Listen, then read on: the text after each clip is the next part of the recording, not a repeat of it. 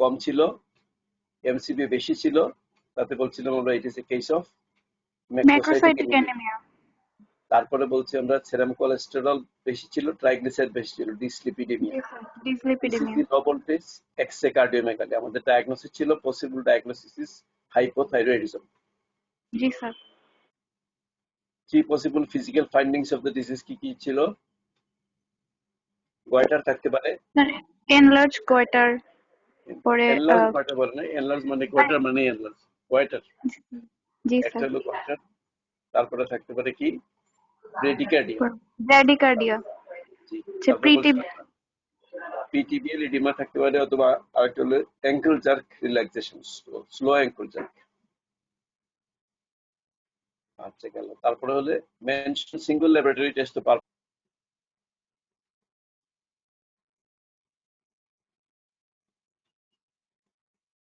এবার আছে? Ji sir. Ji, okay. আমরা আসতেছি common causes of hyperthyroidism. Common cause হলো তিনটা: Graves disease, toxic multinodular goitre and solitary toxic adenoma. Uncommon হচ্ছে অ্যাকিউট থাইরয়েডাইটিস। এটা আমাদের লাগবে কারণ একটা কোয়েশ্চেন তোমাদের আছে যেটাতে অ্যাকিউট থাইরয়েডাইটিস আছে।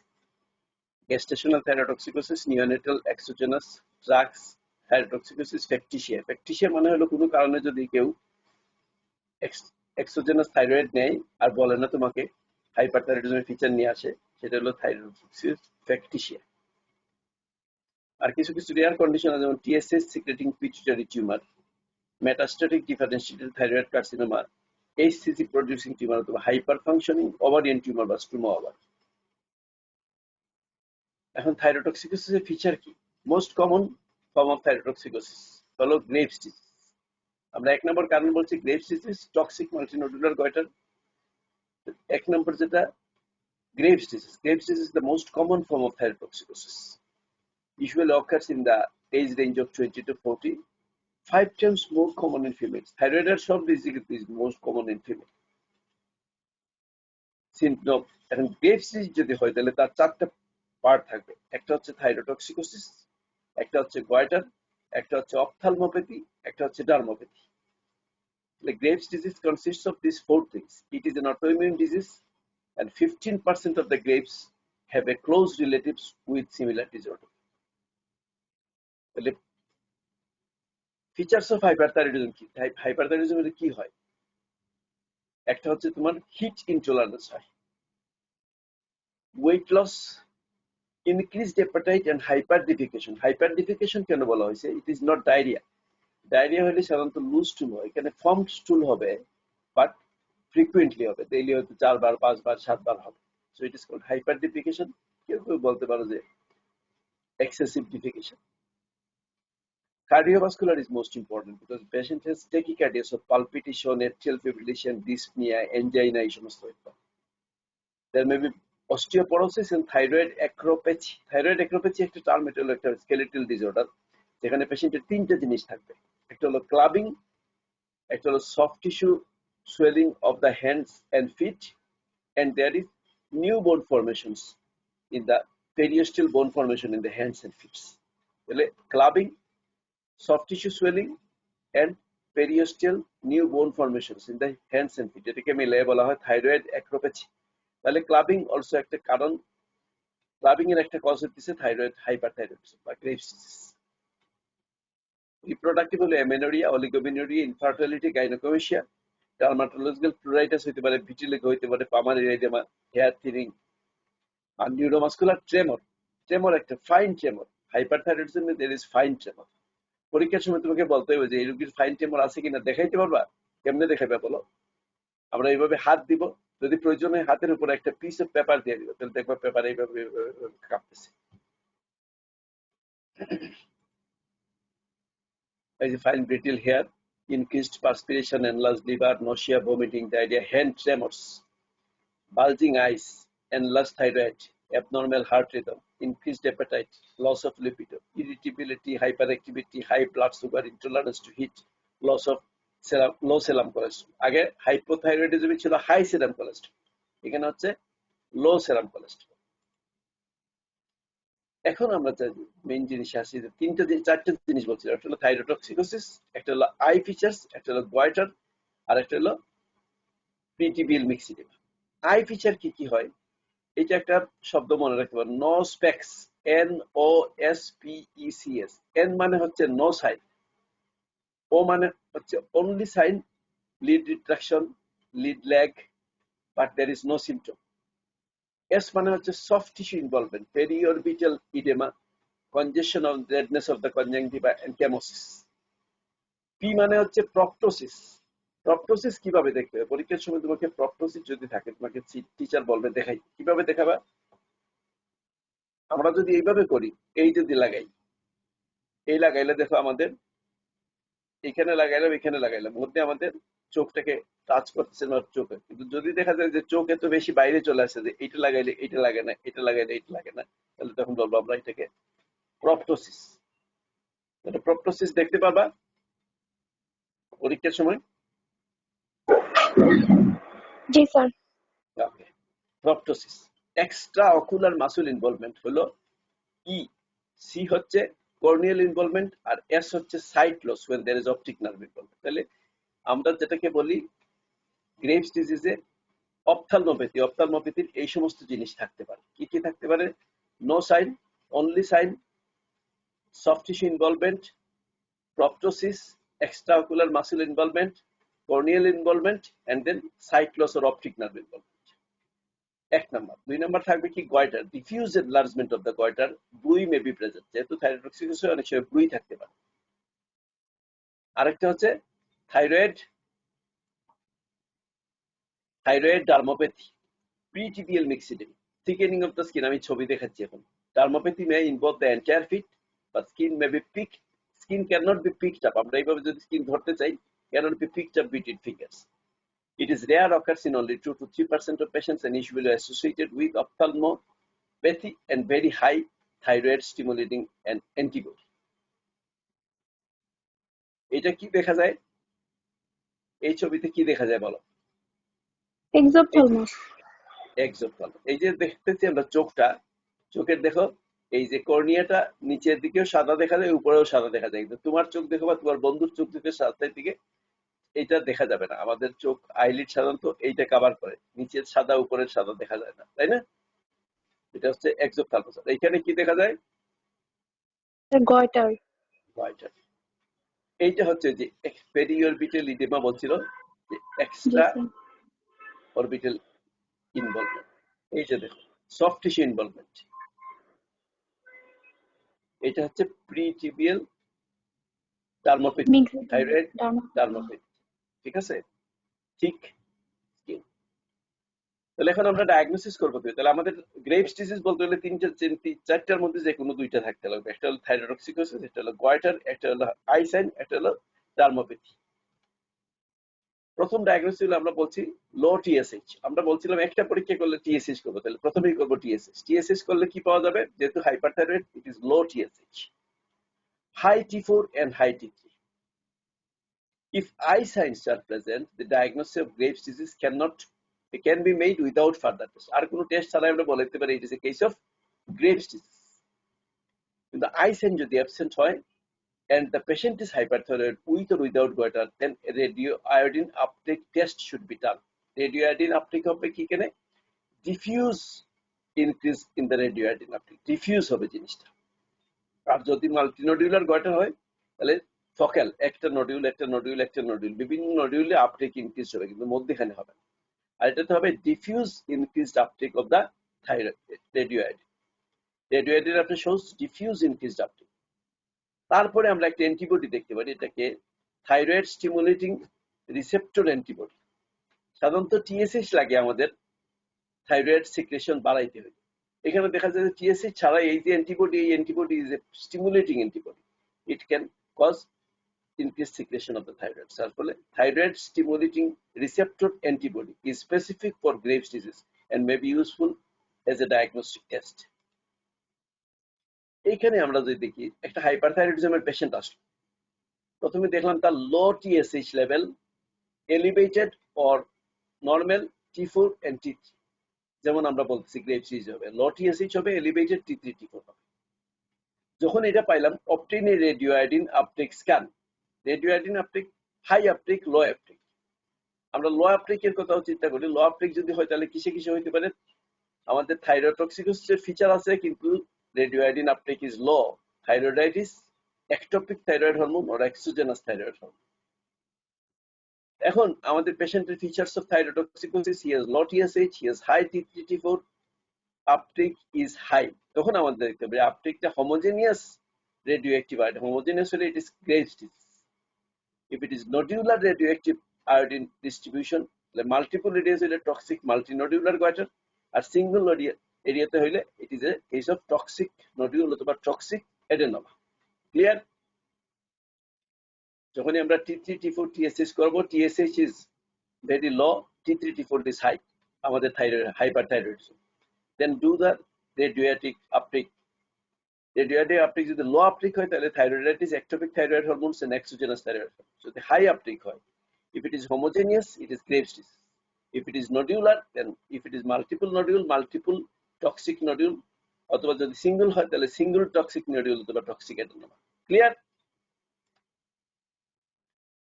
Treatment of graves disease, 3 treatment option: medical therapy, surgical therapy, radiotherapy.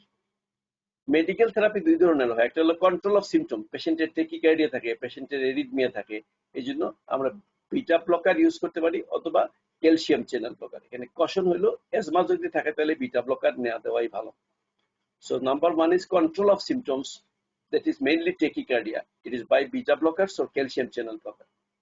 যখন পেশেন্ট ইউথাইরয়েড হয়ে যাবে ডিসকন্টিনিউ দিসটা। আর মেইন ট্রিটমেন্ট হলো কন্ট্রোল অফ হাইপারথাইরয়েডিজম। এখানে আমাদের ঔষধ দিতে হবে। কি কি ঔষধ দিই? সাধারণত থায়োনিমাইডস, আমাদের দেশে যেটা পাওয়া যায় সেটা হলো কার্বিমাজোল, মেথিমাজোল, প্রোপাইল থাইরয়েড। কিন্তু এগুলো দিলে একটা জিনিস লক্ষ্য রাখতে হবে, কষন হলো এগ্রেনুলোসাইড। পেশেন্টকে বলতে হবে যে আপনার কোনো কারণে যদি বারবার সোর থ্রোট হয় তাহলে আপনি আমাদের সাথে যোগাযোগ করবেন। সোর থ্রোট হলে কি হবে? সোর থ্রোট হলে ব্লাড পরীক্ষা করলে দেখা যেতে পারে there is agranulocytosis, it is a hypersensitive reaction to this drugs. তাহলে আমাদের যখনই কার্বিমাজোল বা মেথিমাজোল একটা পেশেন্টকে আমরা প্রেসক্রাইব করি, we must inform him that যদি তার কোনো ধরনের সোর থ্রোট দেখা দেয়, হি মাস্ট কন্ট্যাক্ট আস। আরো কিছু কিছু ঔষধ রেয়ারলি ইউজ করা হয় যেগুলো potassium perchlorate, potassium iodide, lithium etcetera. Outcome কি হয় এই মেডিকেল চিকিৎসায়? About 50% cases May undergo remission after 6 to 8 months, মাত্র 50%, কিন্তু that means 50% will not respond. Another treatment is surgery. Surgery কাদেরকে আমরা করব? এটা হলো কোনো কারণে যদি কন্ট্রাইন্ডিকেশন টু মেডিকেল থেরাপি থাকে, রিল্যাপসড গ্রেভস ডিজিজ, পেশেন্টের রিল্যাপস করতেছে, আমরা এটা দিতেছি, এই যে হয় আউটকাম হচ্ছে না অথবা রিল্যাপস করতেছে। এন্ড থাইরয়েড আই ডিজিজ যাদের আছে তাদেরকে আমরা সার্জারি করি না, সার্জারি করি কিন্তু করি না, রেডিওঅ্যাক্টিভ আয়োডিন দেই না। লার্জ ডিসফিগারিং গয়টার থাকলে তখন আমরা অপারেশন করতে পারি।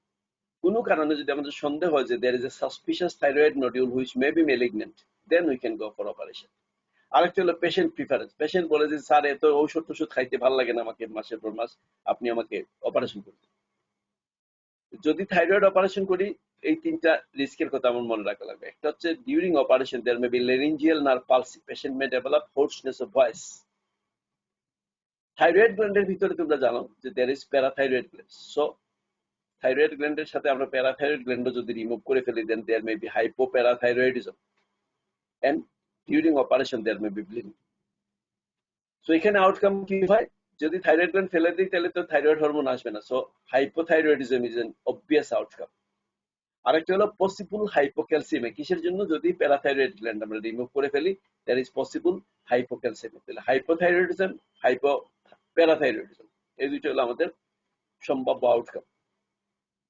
এখন আসি রেডিওঅ্যাক্টিভ আয়োডিন। রেডিওঅ্যাক্টিভ আয়োডিন দিলে it causes destruction of the gland.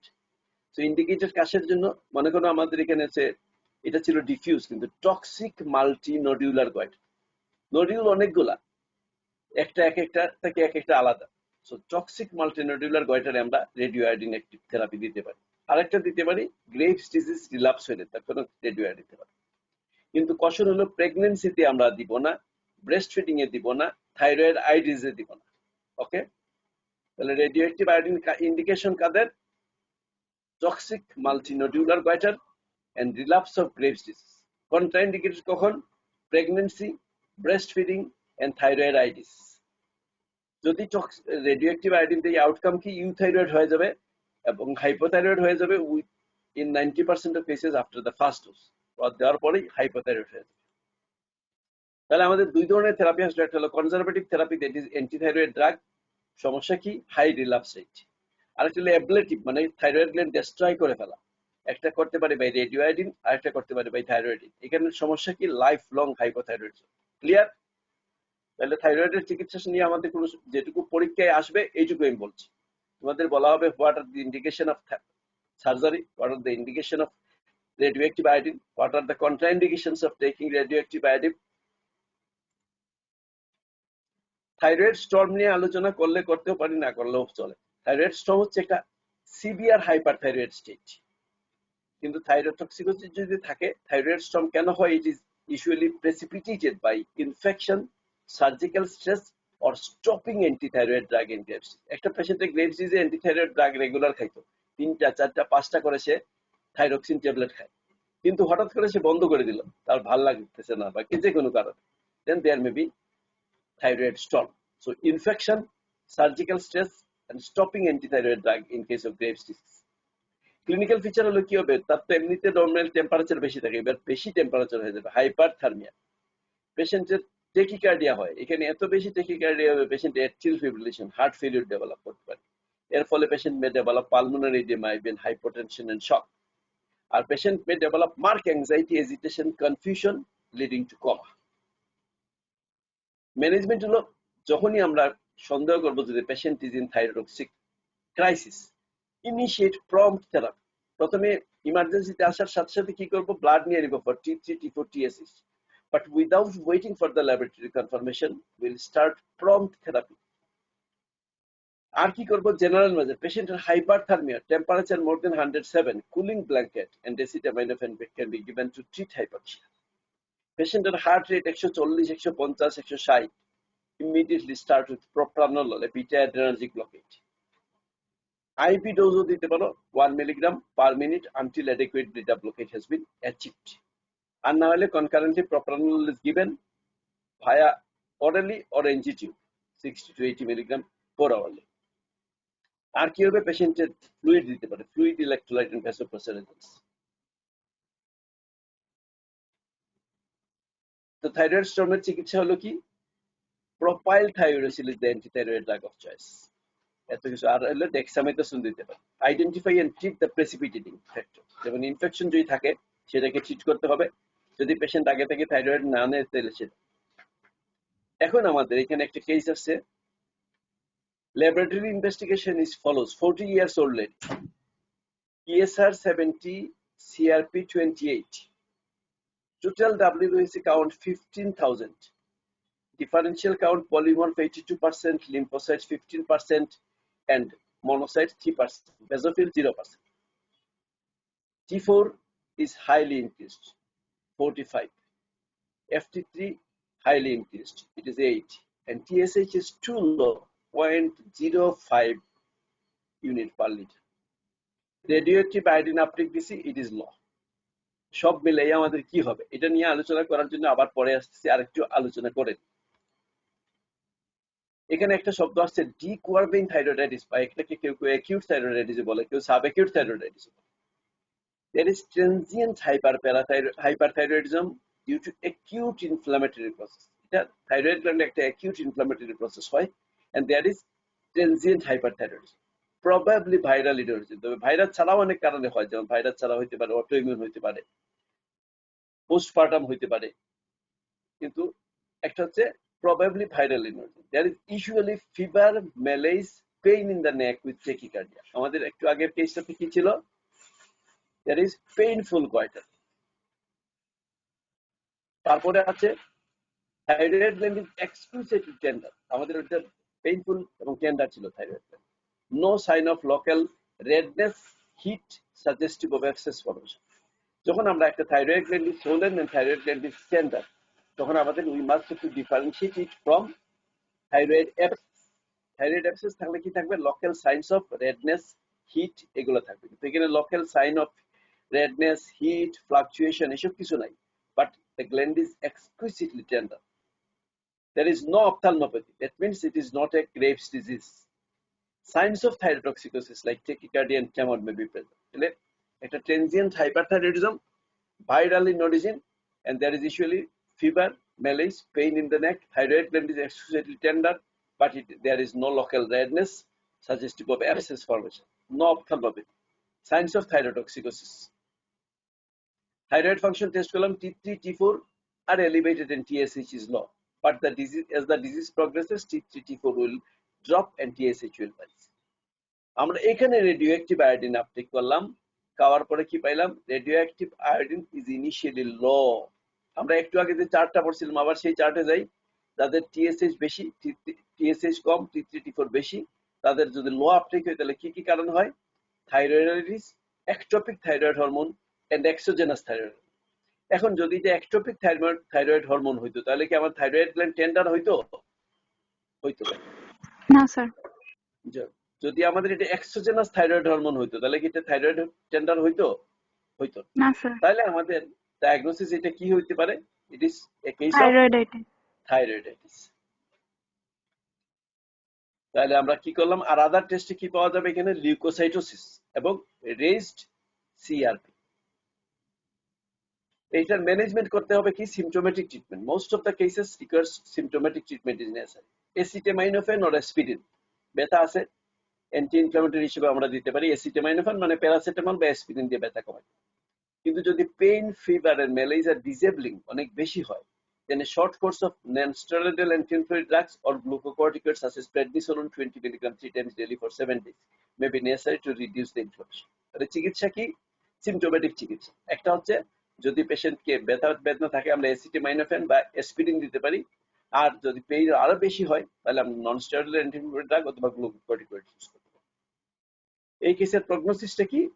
Excellent. That is 90 to 95% patients who experience hyperthyroidism. Excellent মানে হচ্ছে it will become euthyroid. কয়েকদিন পরে তার ব্যথা বেদনা কমে যাবে, thyroid function normal হয়ে যাবে। In case of 90 to 95% of cases. R rest 5 to 10% patients have permanent thyroid dysfunction.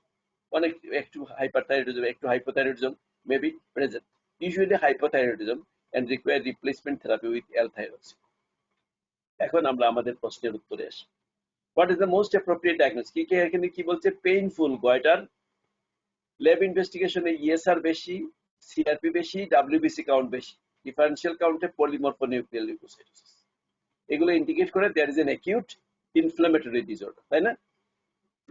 Differential FT4 বেশি, FT3 বেশি, TSH কম, তার মানে there is thyrotoxicosis. But the radioactive active iodine is low. যদি low হয় তাহলে এটা কি হয়? থাইরয়েডাইটিস হতে পারে। তাহলে হোয়াট ইজ দ্য একটোপিক হতে পারে, থাইরয়েডাইটিস হতে পারে। তাহলে what is the most appropriate diagnosis in this case? Thyroiditis. Thyroiditis একে বলি আমরা অ্যাকিউট থাইরয়েডাইটিস বা ঠিক করবেন তাহলে। What is the most common aetiology of this agent? আমরা বলছি viral origin, viral infection. What drug you will prescribe for pain and systemic upset? আমরা বলছি প্রথমে বলছি অ্যাসপিরিন, তার না হলে non steroidal anti inflammatory agents, আর না হলে prednisone. Okay? Glucocorticoid, ji sir. Glucocorticoid. What drug will you prescribe for T3 and T4 level? T3, T4 লেভেলের জন্য এই মুহূর্তে কোনো ওষুধ লাগবে না। যদি বেশি টেকিকার্ডিয়া থাকে আমরা একটু সিম্পটোমেটিক চিকিৎসা, একটু আগে বলছিলাম আমরা দুই ধরনের চিকিৎসা, সিম্পটোমেটিক আর ড্রাগ ট্রিটমেন্ট। সিম্পটোমেটিক এর মধ্যে বলছিলাম বিটা ব্লকার অথবা ক্যালসিয়াম চ্যানেল ব্লকার ইউজ। যদি পেশেন্টের বেশি টেকিকার্ডিয়া থাকে ইউজ করতে পারি, কিন্তু এখানে T3, T4 কমানোর জন্য এই মুহূর্তে কোনো ওষুধ লাগবে না। What is the prognosis of those patients? Prognosis কি বলছি আমরা? 95% কেসে কি হবে? ইউথাইরয়েড হয়ে যাবে। Euthyroid হয়ে যাবে। But 5% to 10% কেসে there may be prolonged hypothyroidism which may require thyroid. তাহলে এই প্রশ্নের উত্তর হইলো আমাদের এইটার জন্য আমরা থাইরয়েডাইটিস বললাম। তাহলে থাইরয়েড আমাদের শেষ, আমরা থাইরয়েড শেষ করে দিলাম। এবার একটা কেস আসছে। A 30 years old type 1 diabetes patient admitted to emergency with history of vomiting for several episodes with loss of consciousness. On examination, breathing is deep and sighing. Deep sighing breathing কিসে হয়? অ্যাসিডোসিসে হয়, তাই না? Blood pressure is low, 70 over 50. Blood sugar is very high, 28 millimole per liter. এখন কোয়েশ্চনে যাওয়ার আগে আমরা এখন একটু ডায়াবেটিস নিয়ে আলোচনা করতে যাই। হোয়াট ইজ ডায়াবেটিস মেলাইটাস বলো তো, একজন বলো তোমরা। এটা কিন্তু পরীক্ষায় ধরা হয় এবং অনেকেই পারে না, দেখা যায় 50% স্টুডেন্ট ডায়াবেটিস মেলাইটাস ডিফেন্ড করতে পারে না, কিন্তু এটা এত কমন। বলো sir, persistent rise of blood sugar due to absolute or relative deficiency of insulin. Good, এটাও হয়। আর আমি এখানে কি বলছি, chronic lifelong metabolic disorder marked by high levels of blood sugar in the blood due to deficiency of insulin or ineffective insulin বা insulin resistance or both. একই কথা, তুমি যেটা বলছো সেটা হবে, এটাও হবে। তাহলে এটা কি লাইফলং ডিসঅর্ডার নাকি ভালো হয়ে যায় কদিন পরে? না sir, lifelong. So it is a chronic lifelong metabolic disorder, সেটা তো ঠিক আছে নাকি? জি স্যার। Marked by বা characterized by কি high levels of sugar in the blood due to deficiency of insulin or ineffectivity of insulin by insulin resistance or both. Okay. Classify diabetes mellitus. পরীক্ষার সময় ভাইভাতে বলবে, বলো। Type 1 diabetes mellitus, type 2 গেস্টেশনাল diabetes, এই তিনটা বলাই লাগবে। আর 4 নম্বর হচ্ছে আদার্স। আদার্স বলতে পারো বা না পারো, এই তিনটা যদি না বলো তাহলে তোমাকে পরীক্ষায় কেউ পাস করাবে না। Type 1 diabetes mellitus, type 2 diabetes mellitus, and gestational diabetes. Type 1 diabetes mellitus is due to beta cell destruction. যার ফলে পেশেন্টের ইনসুলিন একদমই থাকে না, সো দিস সে ডেভেলপ। আচ্ছা, তারপর টাইপ 2 হচ্ছে প্রোগ্রেসিভ ইনসুলিন সিক্রেটরি। একটা হচ্ছে ইনসুলিনের সিক্রেশনও আস্তে আস্তে কমে আসে, but the main thing is also along with insulin resistance. এখানে দুইটাই factor, insulin resistance plus progressive insulin secretory defect. আর গেস্টেশনাল ডায়াবেটিস কাকে বলি? Diabetes with first onset or recognition during pregnancy. আগে কোনোদিন তার ডায়াবেটিস ধরা পড়ে নেই, ডিউরিং প্রেগনেন্সি তার প্রথম ডায়াবেটিস ধরা পড়লো, এটাকে বলবো আমরা gestational diabetes. Am I clear? আর আদার টাইপসের মধ্যে জেনেটিক ডিফেক্টস আছে, এক্সোক্রাইন প্যানক্রিয়াসের ডিজিজ আছে, ড্রাগস, কেমিক্যাল ইনডিউসড আছে। কিন্তু এই তিনটা দয়া করে একদম ঠুটের মধ্যে স্যারের ডায়াবেটিসের ক্লাসিফিকেশন বলার আগেই যেন বলে ফেলতে পারবো। Type 1, type 2 and gestational diabetes. Risk factor for diabetes mellitus কি? কাদের কাদের ডায়াবেটিস হওয়ার সম্ভাবনা বেশি? এগুলো পারবা তোমরা। Obesity, race, cardiovascular disease, hypertension, physical inactivity, family history of diabetes mellitus, hypertension etcetera.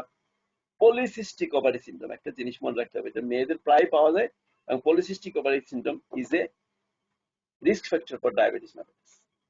আর দুইটা হলো গেস্টেশনাল ডায়াবেটিস মেলাইটাস, যাদের একবার হয়েছে তাদের ভবিষ্যতে ডায়াবেটিস হওয়ার সম্ভাবনা খুব বেশি। আর একটা আসছে প্রি ডায়াবেটিস, এগুলো আমরা আসছি। পরীক্ষায় রিটেনও আসে, ভাইভাতে অনেক সময় জিজ্ঞেস করা, how can you differentiate between type 1 diabetes and type 2 diabetes. এটা তোমরা তো পারবা আমি আশা করি, তবু আমি একটা চার্ট দিয়ে দিলাম, যদি সময় থাকে একটু পড়ে নিই। এই সাধারণত কম থাকে কাদের? টাইপ 1 এ। টাইপ 1। ডিউরেশন অফ সিমটমস মানে কি, সিমটম হওয়ার পরে পেশেন্টের হঠাৎ করে এত বেশি সিমটম হয়ে যায় যে ডাক্তারের কাছে যাইতেই হয়, যে 2 মাস 4 মাস বসে থাকবে একটা টাইপ 1 ডায়াবেটিসে সম্ভব পড়ে না। সো উইদিন উইকস দেখা যায় যে সিমটম ডেভেলপ করে, উইকস এর মধ্যে পেশেন্ট ডাক্তারের কাছে পৌঁছে যায়। আর টাইপ 2 বেলায় মান্থস ইভেন ইয়ার্স পেশেন্ট চলতেছে, পেশেন্টের ডায়াবেটিস আছে, পেশেন্ট তো খবর জানে না, ডাক্তারের কাছেও যায় না, তার মানে তার সিমটম আস্তে আস্তে ডেভেলপ করতে অনেক সময় লাগে। সো ডিউরেশন অফ সিমটম সাধারণত এই পেশেন্টের বেলায় প্রায় উইকস, আর এখানে মান্থস টু ইয়ার্স। টাইপ 1 ডায়াবেটিসে কি হয়, বডি ওয়েট কমে যায়, আর এটাতে body weight most of the time, most of the patient in type 2 diabetes are obese. Ketonuria is common in type 1 diabetes because there is insulin deficiency. At type 2 diabetes there is insulin, but there is insulin resistance, অথবা ইনসুলিনের পরিমাণ কম, কাজে usually they do not develop ketonuria. Rapid death without treatment with insulin, এখানে কি হচ্ছে, হঠাৎ করে তার ইনসুলিন সিক্রেশন একদমই চলে গেছে, তো উইদিন উইকস বলছি আমরা, সে ডাক্তারের কাছে আসবে, এবং আমরা যদি তাড়াতাড়ি করে চিকিৎসা না করি then he will die. But type 2 বেলায় এটা না, মাসের পর মাস, বছরের পর বছর সে চলতেছে, তাহলে সে মারা যাওয়ার আপাতত কোনো সম্ভাবনা নেই। Yes, type 1 diabetes is a form of autoimmune disease, কাজে এটা থেকে there is possibility of presence of autoantibodies is very high in 80 to 90% cases of type 1, but no autoantibodies in case of type 2 diabetes. Diabetic complications during diagnosis এর সময় ডায়াবেটিসের complication macrovascular ইত্যাদি, এটা type 1 ডায়াবেটিসে খুব কম, কিন্তু এই কমপ্লিকেশন কোন complication বলতো? এটা হচ্ছে long term complication. Diabetic type 1 ডায়াবেটিসও কিন্তু নিয়ে আসতে পারে আমাদের ketoacidosis. Initial presentation maybe with diabetic ketoacidosis. পেশেন্টের ডায়াবেটিস হয়েছে টাইপ 1, পেশেন্ট পাত্তা দেনে 5-7 দিনের মধ্যে পেশেন্টের কিটোএসিডোসিস ডেভেলপ করছে। মেটাবলিক কমপ্লিকেশন বা অ্যাকিউট কমপ্লিকেশন পেশেন্টের হইতে পারে, কিন্তু লং টার্ম কমপ্লিকেশন যেগুলো, এগুলো এট প্রেজেন্টেশন টাইপ 1 ডায়াবেটিসে থাকবে না। কিন্তু টাইপ 2 ডায়াবেটিসের অনেকেরই আসার পরে দেখবো যে আমরা তার প্রোটিনিউরিয়া হচ্ছে, সে already develop diabetic kidney disease, already develop diabetic heart disease, এইসব নিয়ে, অথবা ডায়াবেটিক রেটিনোপ্যাথি, এগুলো নিয়ে পেশেন্ট আসছে আমাদের কাছে। কিন্তু এইগুলা টাইপ 1 ডায়াবেটিসে আসার সম্ভাবনা কম। টাইপ 1 ডায়াবেটিস আসতে পারে কমপ্লিকেশন একটা নিয়ে, সেটা হলো ketoacidosis. Family history of diabetes is uncommon in type 1, but it is very common in type 2. And other autoimmune diseases, যেহেতু এটাও একটা autoimmune disease common in case of type 1 but uncommon in case of type 2.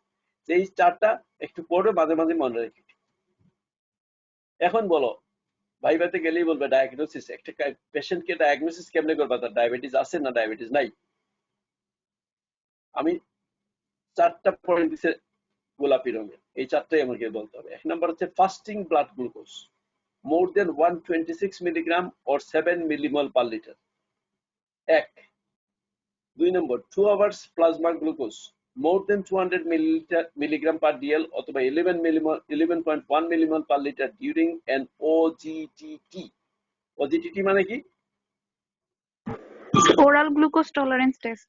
Okay, oral glucose tolerance test শুধু করলেই হবে না, কতটুকু খাওয়াইতে হবে। এটা WHO বা ওয়ার্ল্ড হেলথ অর্গানাইজেশন বলে দিয়েছে যে 75 গ্রাম অ্যানহাইড্রাস গ্লুকোজ, গ্লুকোজের পাউডার থাকবে 75 গ্রাম, তারপরে পানি যতটুকু তুমি দাও, পানি সহ 75 গ্রাম না। ওকে, 75 গ্রাম গ্লুকোজ খাওয়ানোর পরে 2 ঘন্টা পরে যদি blood sugar level is 11.1 millimole per more than 11.1 millimole per litre হয়, তাহলে একটা criteria. Actually haemoglobin A1C more than 6.5%।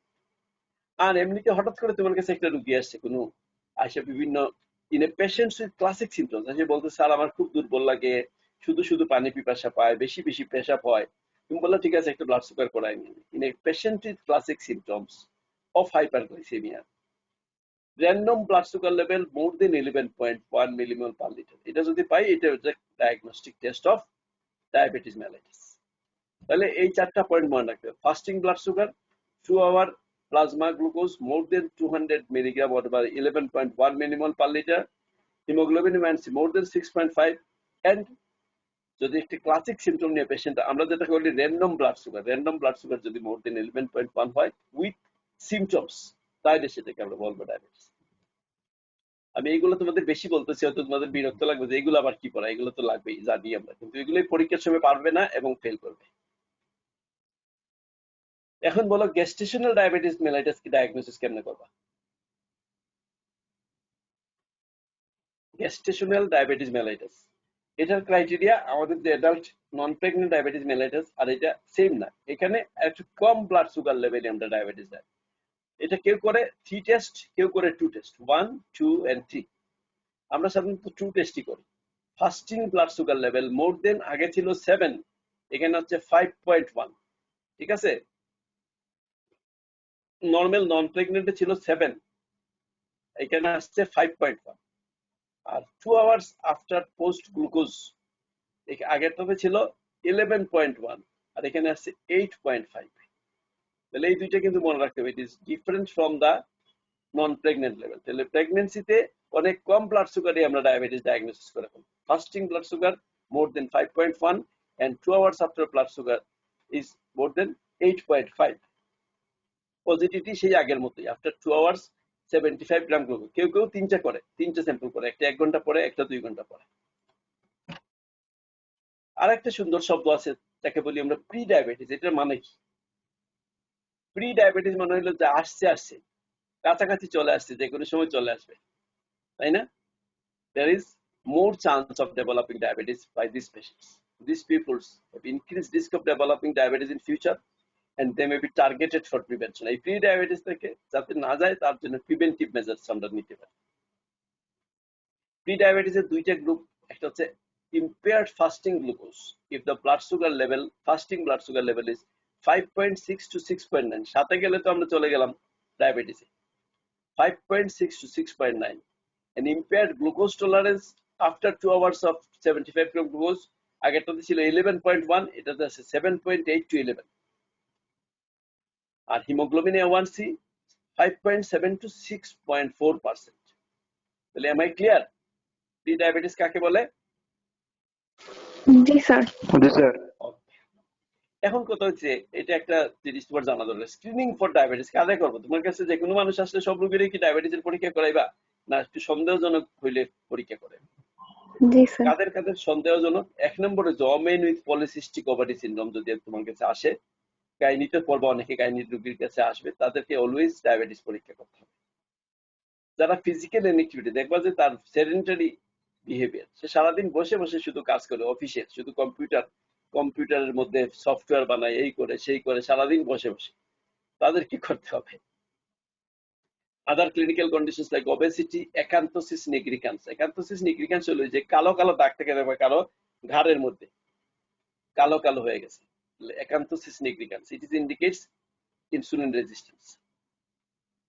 Pre diabetes যাদেরকে তো আমরা ডায়াগনোসিস করলাম যে কোনো কারণে, যেভাবেই হোক তার পরীক্ষা করতে আসছিল, পরীক্ষা করা হয়ে গেছে, এখন দেখা গেল he is in the range of pre diabetes, তাহলে তাদেরকেও আমাদের রেগুলার ডায়াবেটিস পরীক্ষা করতে হবে।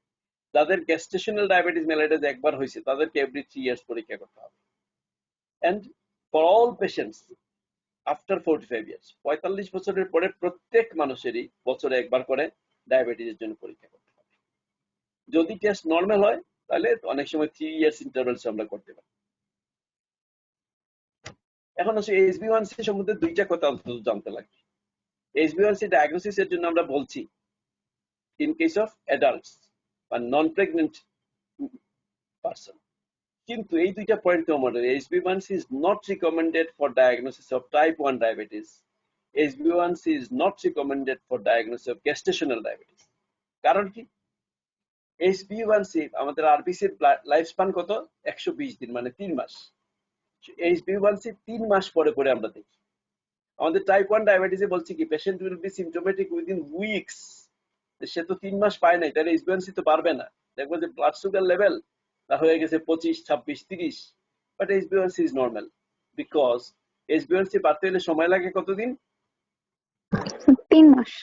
3 মাস, কারণ আরবিসি লাইফ স্প্যান হচ্ছে 120 ডেজ। ইয়া, কাজে এখানে HbA1c আমরা যদি HbA1c করি টাইপ 1 ডায়াবেটিস মেলাইটাসে, তাহলে কি হবে? হবে না।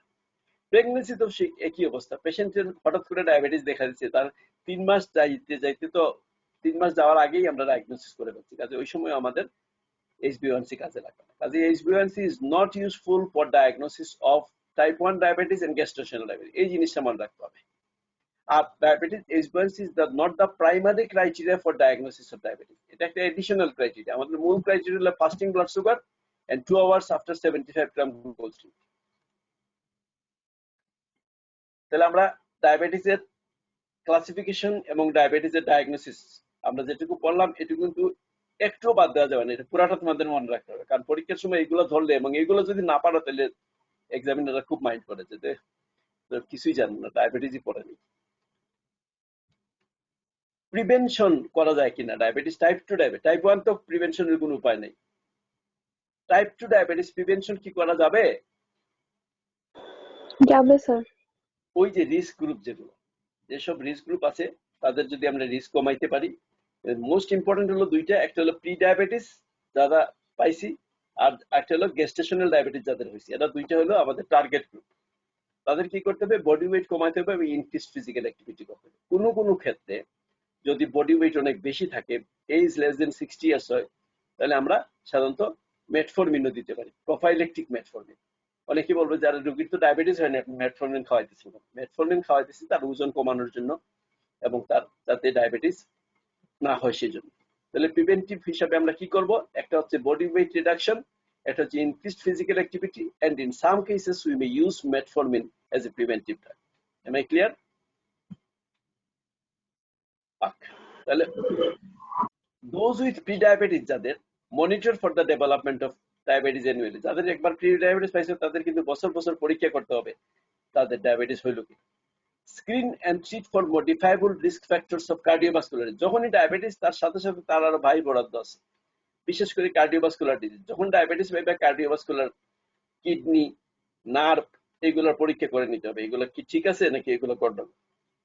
Follow up and counselling appears to be important. চিকিৎসার ব্যাপারে আমরা যদি আসি, ম্যানেজমেন্ট, চিকিৎসা বলবো না, ম্যানেজমেন্ট বলবো। কি করতে হবে? প্রথমে একটা অ্যাসেসমেন্ট এন্ড ট্রিটমেন্ট প্ল্যান তৈরি করতে হবে, গোল সেট করতে হবে, থেরাপিউটিক ট্রিটমেন্ট, এগুলো বেশি আমি সময় নষ্ট করব। এইটা একটা ইম্পর্টেন্ট জিনিস, অ্যাসেসমেন্ট অফ হাইপোগ্লাইসেমিয়া রিস্ক। তোমার কাছে আসতে পেশেন্ট ডায়াবেটিস নিয়ে, তুমি সুগার কমাইবা, তার মানে হাইপোগ্লাইসেমিয়া রিস্কের চিন্তার কারণে, কারণ most of the patient very commonly develop hypoglycaemia after starting the treatment. কাজেই কার হাইপোগ্লাইসেমিয়া হওয়ার সম্ভাবনা কতটুকু বেশি এটা তোমাকে আগে থেকে অ্যাসেস করতে হবে। অ্যাসেস করে ওইভাবে ওষুধ দিতে হবে। এমন ভাবে ওষুধ দিলা ব্লাড সুগার বেশি, পেশেন্ট পরদিন অজ্ঞান নিয়ে আসলো হাসপাতালে, যে স্যার কি হয়েছে, যে ম্যাডাম যে ওষুধ দিছিল, ওষুধ খাওয়ার পরে আমার রোগী অজ্ঞান হয়ে গেছে। সো যেসব ঔষধে ইনসুলিন সিক্রেশন বাড়ায়, দুইটা গ্রুপের ড্রাগ আছে যেগুলো ইনসুলিন সিক্রেশন বাড়ায়, একটা হলো সালফোনাইলুরিয়া, একটা হলো মেগলিটিনাইটস। এই দুই গ্রুপের ড্রাগ তাদের ফাংশন অফ অ্যাকশন কিভাবে? By increasing the secretion of the insulin. আর যদি আমরা ইনসুলিন দিই, এদের হাইপোগ্লাইসেমিয়া হওয়ার সম্ভাবনা বেশি। যাদের ইম্পেয়ার্ড কিডনি বা হেপাটিক ফাংশন, যখন কিডনি ফাংশন ফল করে তখন আমরা বলছি যে কিডনি কিন্তু কিছুটা ইনসুলিন মেটাবলাইজ করে, যার ফলে ইনসুলিনের হাফ লাইফ লং হয়ে যায়। এবং তাদের পেশেন্টের, আমাদের কিছু কিছু রোগী আছে যারা দেখা গেছে সিকেডি 4-5 হয়ে গেছে, তার কিডনি নষ্ট হয়ে গেছে, তার জিএফআর চলে আসছে 5-7-10-এ, কিন্তু তার ডায়াবেটিস এখন আর ওষুধ লাগে না। আগে সে ইনসুলিন নিত, এখন কোনো ইনসুলিন লাগে না। ইনসুলিন নিলেই হাইপোগ্লাইসেমিয়া হয়। লঙ্গার ডিউরেশন অফ ডায়াবেটিস, যাদের ডায়াবেটিস অনেক দীর্ঘদিন থেকে আছে তাদের হাইপোগ্লাইসেমিয়ার সম্ভাবনা বেশি। ফ্রেইলিটি এন্ড ওল্ডার এজ, বুড়া মানুষ একদম উইক, মাসুল টাসুল নাই শরীরে, এদের hypoglycaemia. Cognitive impairment, counter regulatory response, যেমন হাইপোগ্লাইসেমিয়া হইলে তার কি হবে, সে আগে থেকে বুঝতে পারবে তার শরীর কাঁপতে থাকবে, তার এমটি লাগবে, তার মানে মাথাটা কেমন কেমন লাগবে, কিন্তু এগুলো বোঝার মতো ক্ষমতা তার নাই, কগনিটিভ ইম্পেয়ারমেন্ট হয়ে গেছে, তাদের হাইপোগ্লাইসেমিয়ার কথা আমাদের বেশি মনে রাখতে হবে। Physical or intellectual disability that may impair behavioral response to hypoglycemia. Hypoglycemia হইলে কি হয় না হয় সে বুঝতে পারে। অ্যালকোহল অ্যাবিউজ যাদের, তাদেরও হইতে পারে। আরেকটা হলো পলিফার্মেসি।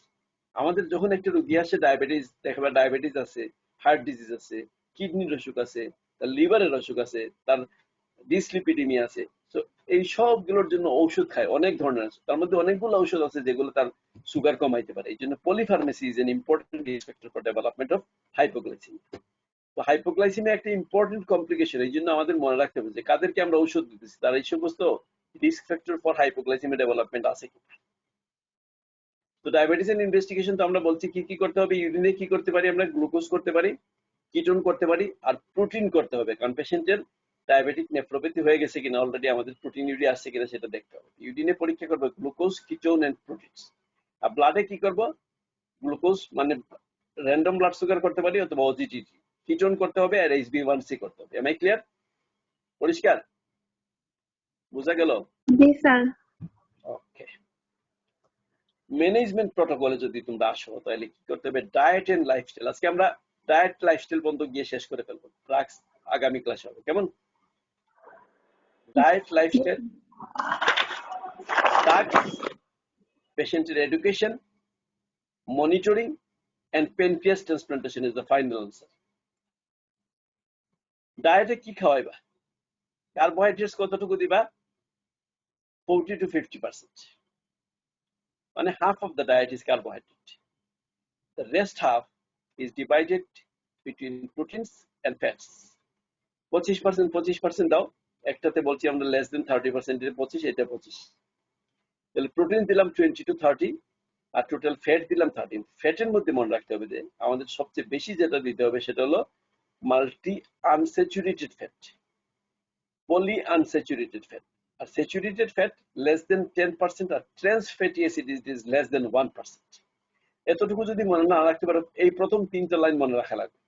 কার্বোহাইড্রেট কতটুকু? 45 to 50%, প্রোটিনস কতটুকু? 20 to 30%, ফ্যাট কতটুকু? Less than 30%। কিছু টিপস দিতে হবে পেশেন্টকে।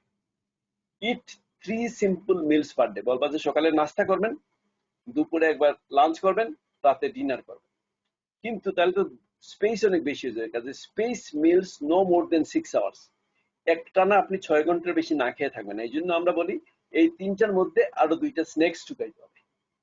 তাহলে 3টা বড় মিল আর অ্যাটলিস্ট 2টা স্ন্যাক্স, 5টা মিল যদি হয়, 5টা মিল হইলে আমাদের মোটামুটি এই যে 6 ঘন্টা করে হইলে 5 6 30 মিনিট, 30 ঘন্টা। 30 ঘন্টা কেন, রাত্রে তো অনেক সময় অনেক লম্বা সময় হয়ে যায়। Eating at regular times helps you to control your blood sugar level. তুমি একবার খাইলা এখন, আর সারাদিন খাইলা না, আবার রাত্রে গিয়ে অনেক বেশি করে খাইলা, এটাতে হবে না। খাওয়ার মধ্যে লিমিট সুগারস এন্ড সুইটস, এটা তো বলবাই যেহেতু ডায়াবেটিস এর। Sugars like desserts, candies, jams, honey. অনেকে তোমার এই খাওয়ার পরে একটু ডেজার্ট না খাইলে তাদের ভালো লাগে না। ডেজার্ট খাবে, ফ্রুটস খাবে, but not this jams, honey or sweet ingredients. Limit the amount of high fat food. আমরা একটু আগেই বললাম যে ফ্যাট ফুডের কত 25%। High fat food may cause you to gain weight. A healthy weight will help with blood control and healthier body and heart. Eat more fibers. Hello? Hello? Any problem? Hello? Hello?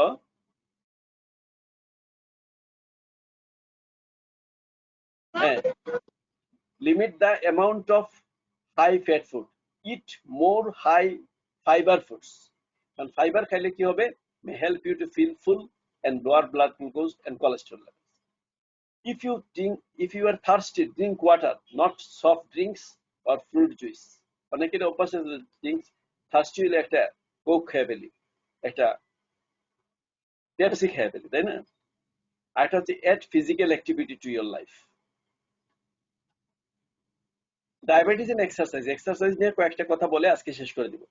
Exercise increase, exercise কি কারণে দরকার? Because it increases uptake of glucose by the muscles and alters lipid levels, increased HDL and decreases TG and total cholesterol.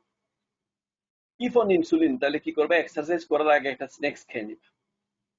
যদি পেশেন্টের blood sugar check করতে, যদি অনেক prolonged এক্সারসাইজে, মনে করো পেশেন্ট ম্যারাথন রানে যাবে, ম্যারাথন রানে গেলে তাকে কি করতে হবে? Before, during and after exercising he must do check his blood sugar. Exercise করতে গেলে এই কয়টা পয়েন্ট তাকে মনে রাখতে বলবো। Actually avoid trauma to the feet. এমন এক্সারসাইজ করলো, এমন দৌড় দিল, পরে দেখা গেল পায়ের মধ্যে আলসার হয়ে গেছে, সেটার জন্য পরে পা কাটে ফেলতেছে। So avoid trauma to the feet, number 1। Avoid pounding activities. এত হেভি এক্সারসাইজ করবা না যেটার জন্য there may be vitreous haemorrhage. যদি তোমার করোনারি আর্টারি ডিজিজ থাকে তাহলে এক্সারসাইজের ব্যাপারে একটু কশাস হইতে হবে। Always do a baseline stress test. Exercise শুরু করার আগে একটা বেসলাইন টেস্ট করে ফেললে ভালো হয়। In every diabetic patient, whether he has any ischemic heart disease or not, especially in those older than 30 and with 2 or more risk factors for coronary risk factors আছে, diabetes আছে, তাহলে তো dyslipidemia আছে, তাহলে তো obesity আছে। So most of the patients have 2 or more risk factors. So it is better to do a stress test, baseline stress test before starting the exercise. Exercise ব্যাপারে বলবা, build time for physical activity into your daily routine. প্রত্যেক দিনের রুটিনে physical অ্যাক্টিভিটির জন্য কিছুটা time আপনাকে বের করতে হবে, আপনি যত ব্যস্তই হন। Try to be active most of the days of the weeks. Rest নিলে সপ্তাহে একদিন নিতে পারো, but it is better to be active most of the days of the week. Walk whenever you can instead of taking rickshaw, car or টমটম। পাইলেই টমটমে উঠে গেলা, পাইলেই রিক্সায় উঠে গেলা, পাইলেই গাড়িতে উঠে গেলা, সেটা না করে একটু হাঁটার অভ্যাস করো। Start slowly and gradually increase. প্রথম দিনই যদি তুমি হাঁটতে শুরু করতে জানি আজকে 5 কিলোমিটার হেঁটে ফেলবো, তাহলে দেখবা যে তুমি রাস্তায় পড়ে গেছো। Amount of effort, for instance progress from strolling to brisk walking. প্রথমে আস্তে আস্তে হাঁটো, then gradually increase your walking speed. Make family activities more active. Family অ্যাক্টিভিটিসের মধ্যে try swimming, skating instead of watching TV, movie or playing computer or smartphone. Swimming, skating এগুলো করতে পারো। Try new activities. Learn to dance, play basketball, football, badminton ও ride a bike, এই সমস্ত জিনিস new activities try করতে হবে। Enjoy your improve sense of health and wellbeing.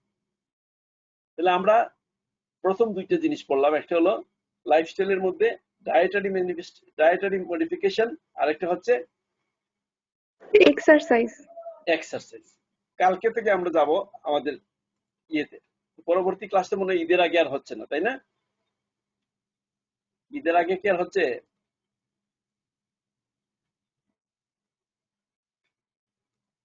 তাহলে আমরা This conference will now be recorded. আগামীতে যখন আমাদের আবার ক্লাস শুরু হবে